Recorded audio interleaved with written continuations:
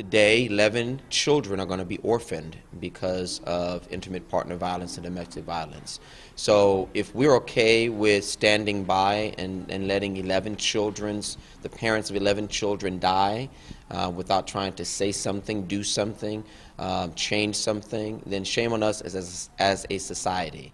An estimated 25% of people who report the issue of domestic violence, which means that there are 75% of individuals out there who don't go to the police.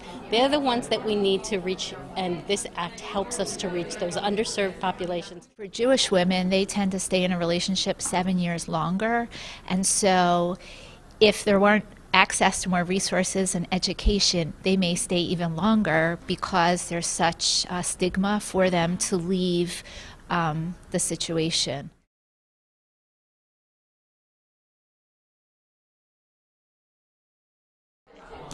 I'd like them to be able to look in the eyes of a victim and her family in the moment of crisis and say, you're not worth this money.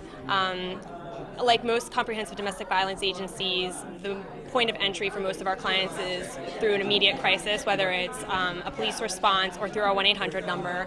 And at that point in time, we're able to loop them into comprehensive services, whether it's through our Safe House, our legal advocacy department, community education. We can link them up with other community resources. And so the most important thing for someone who thinks that VAWA is not a good use of our funding is to be able to look at what we're able to do with this little bit of funding and how we're able to leverage it to provide access to a wealth of community resources that in the long run actually reduces the amount of money we're spending.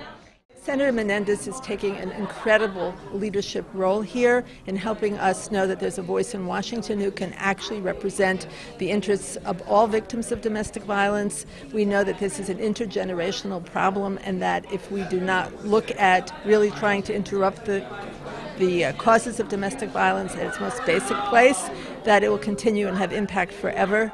Violence against women is violence against everybody. You know, you can't just look at this as a women's issue.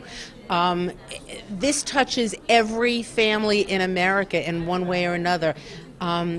Your mothers, your daughters, your sisters, it's personal. I mean, I always talk about the fact that the only criteria that a person needs to have in order to be at a very high risk for becoming a victim is being a woman. So it affects everybody.